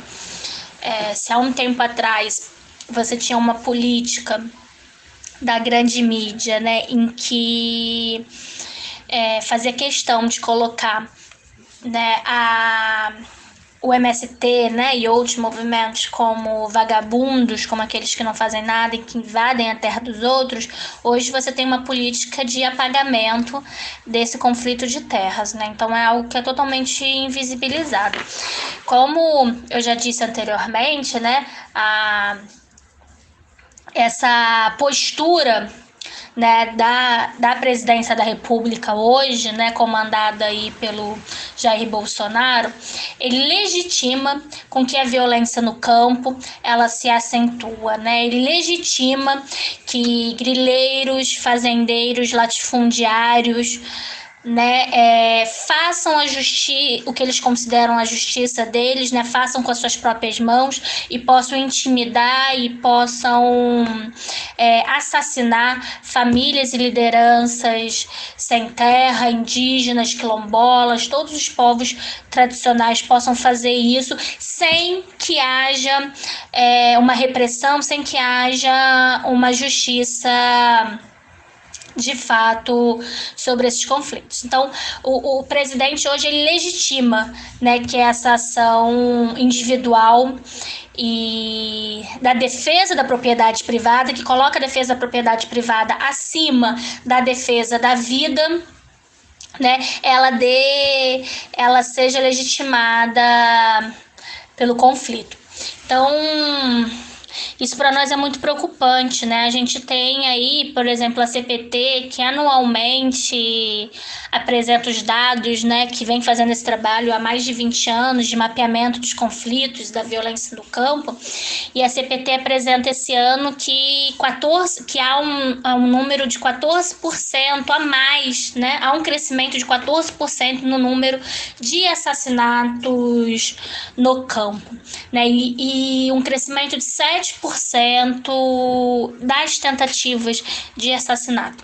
E aí a criminalização também, né? A gente tem, desde 2016, né, uma série de sentenças, né, de prisão para companheiros e companheiras que estão aí na luta, né, seja ponto de vista de organização criminosa ou a própria lei antiterrorismo mesmo, que vem sendo, né, sentenciados na justiça para prisão e que é uma criminalização da luta pela terra, né, fazer da luta pela terra uma organização criminosa.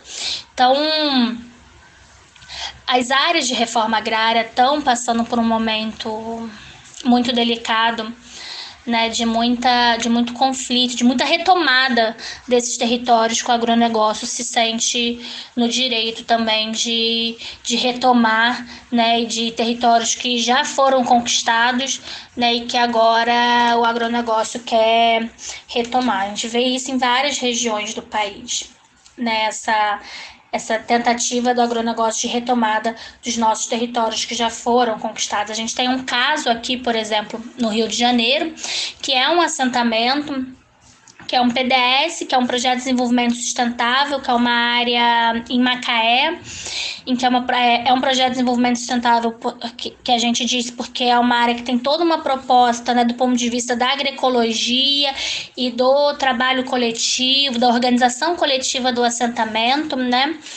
E é um assentamento que já foi desapropriado, já foi emitida a posse, e que ano passado a gente tem então o fazendeiro entrando na justiça para retomar essa área, e a gente tem o Tribunal de Justiça aqui concedendo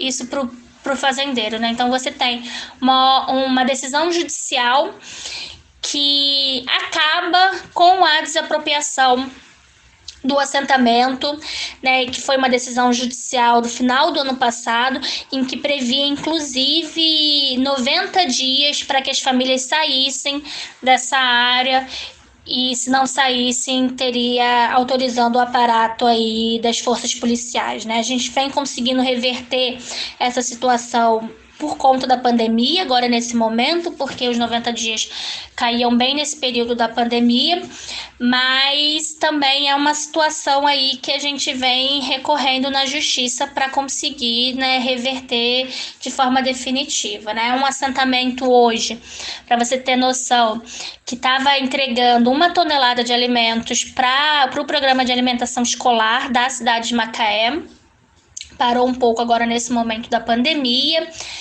Então é um assentamento altamente produtivo, né, que você tem 63 famílias aí trabalhando de forma coletiva e trabalhando com agroecologia, produzindo alimento, e que a justiça vai e dá essa ordem aí de despejo, revogando a desapropriação da área. E isso vem se refletindo em vários estados nossos, né? Várias ações de assentamentos consolidados que a justiça hoje vem dando a revogação da desapropriação e mandando que esse assentamento volte novamente para a mão do latifundiário. Com a chegada da pandemia de Covid-19, Luana, como ficou a situação desses trabalhadores rurais ligados ao MST? Há muitas infecções entre eles?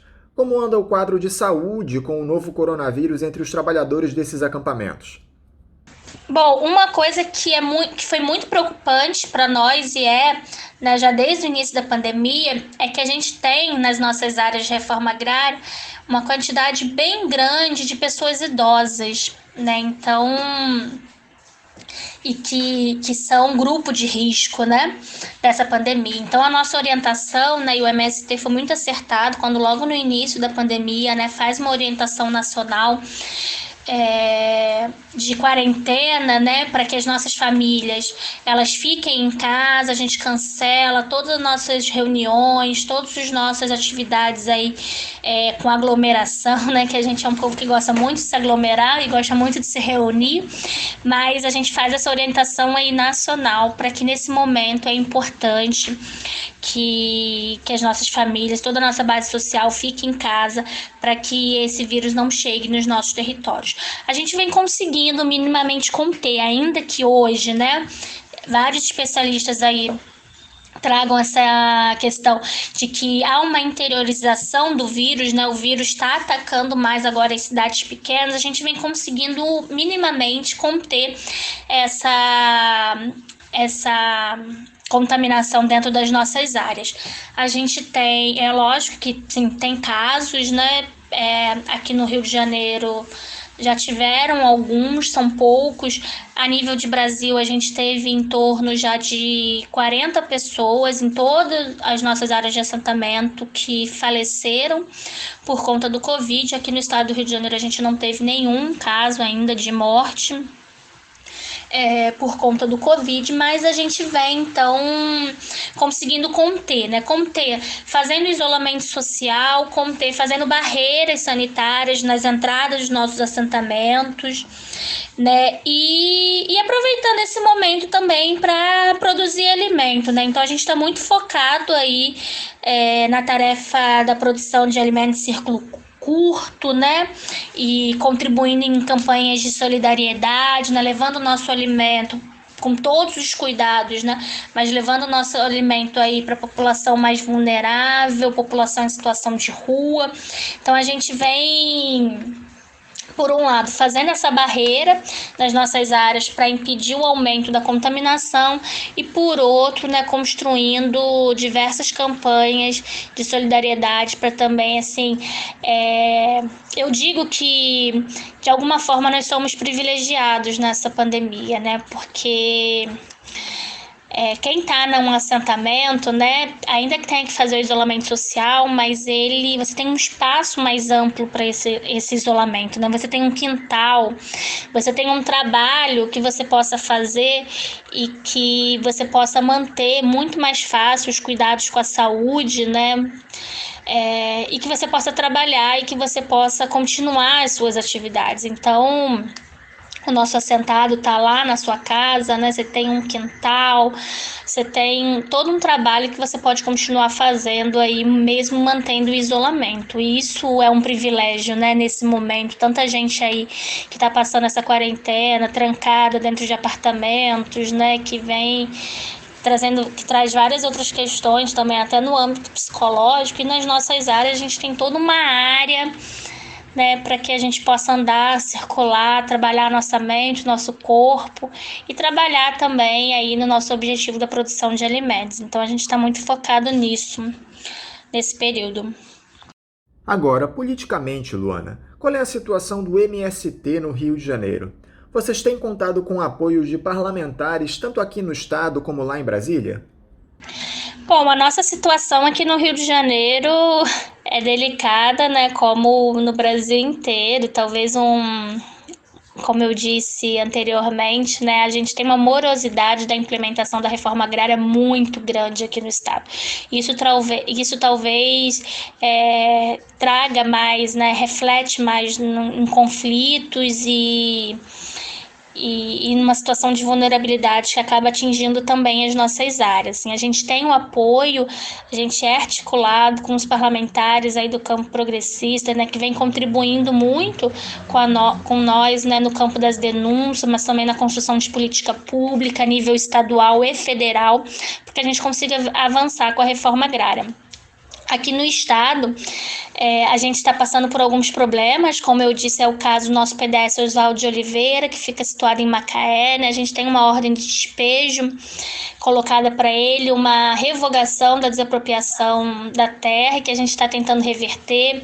A gente teve um conflito logo no início da pandemia também, numa outra área nossa, que é um acampamento bem antigo, que fica em Resende, que é o acampamento Terra Livre, e a gente teve aí uma tentativa também da família, né, do fazendeiro, de retomada das terras, e aí foi também com capanga na nossa área, ameaçar, e a gente conseguiu reverter e conseguimos na justiça, inclusive, reverter também, para que ele fosse proibido de fazer qualquer ação durante esse tempo da pandemia.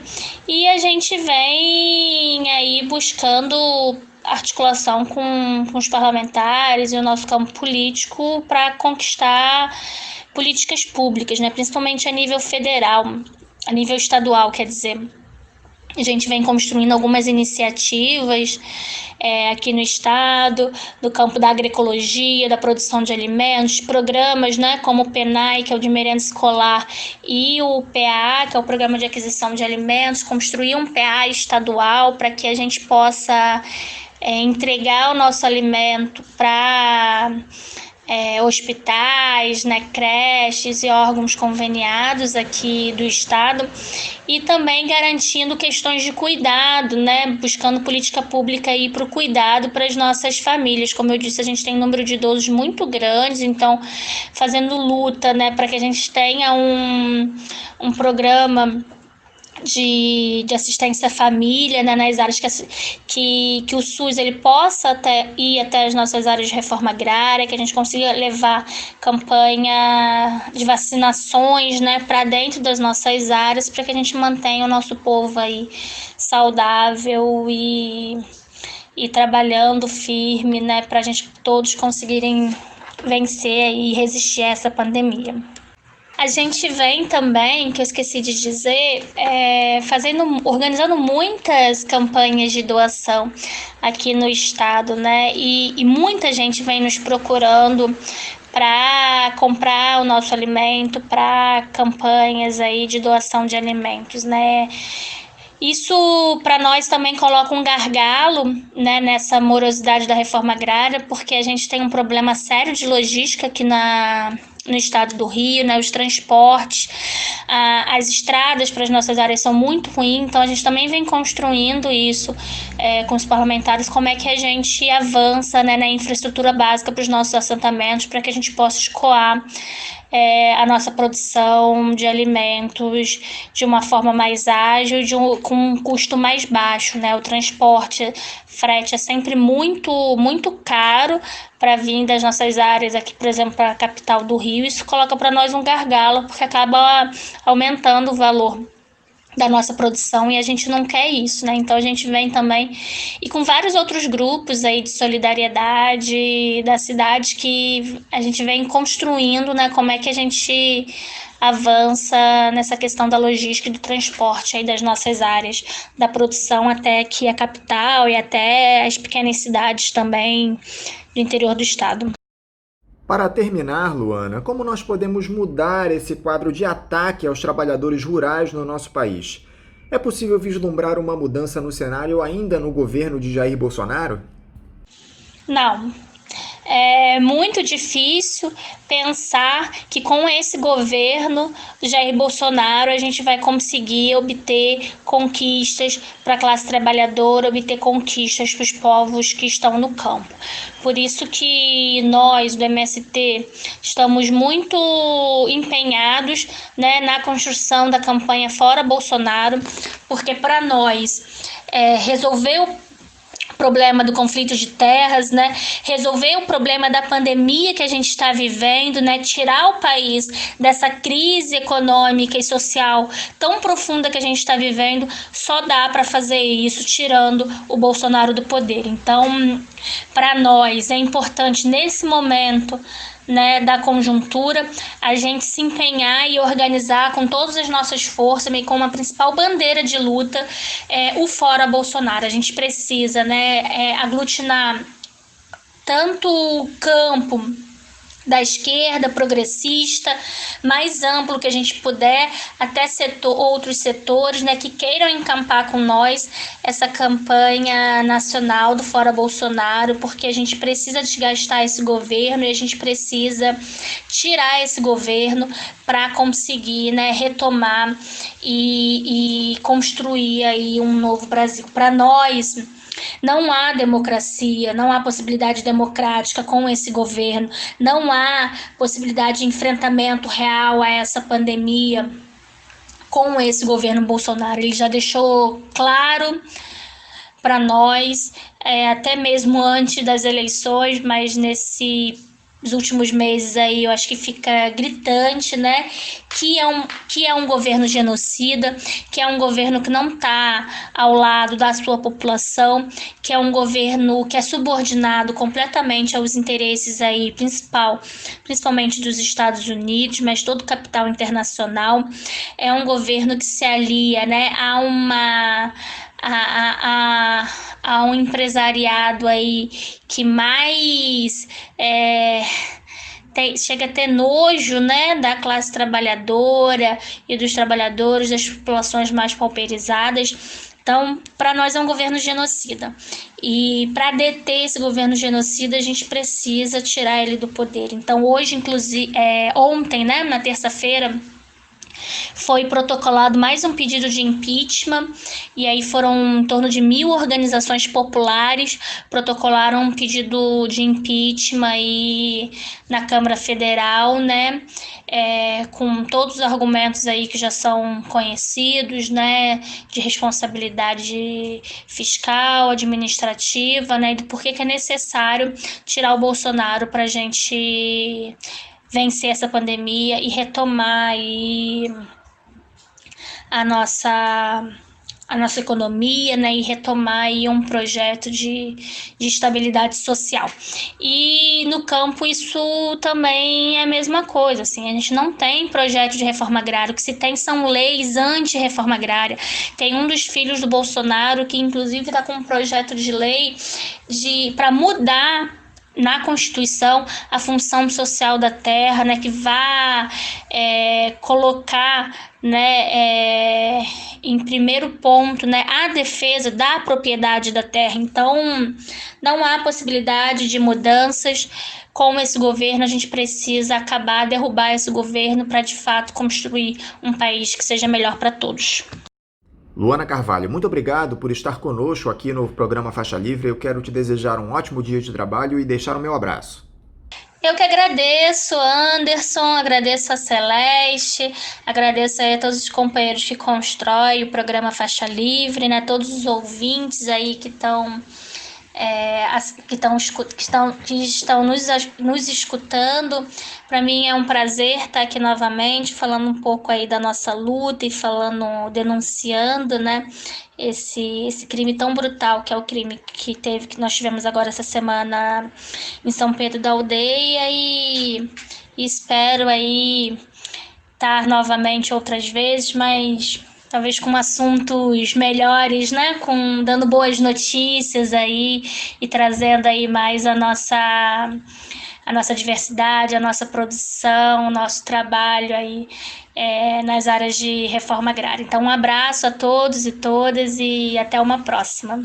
Conversamos aqui com a membro da Direção Nacional do Movimento dos Trabalhadores Rurais Sem Terra no Rio de Janeiro, o MST, Luana Carvalho.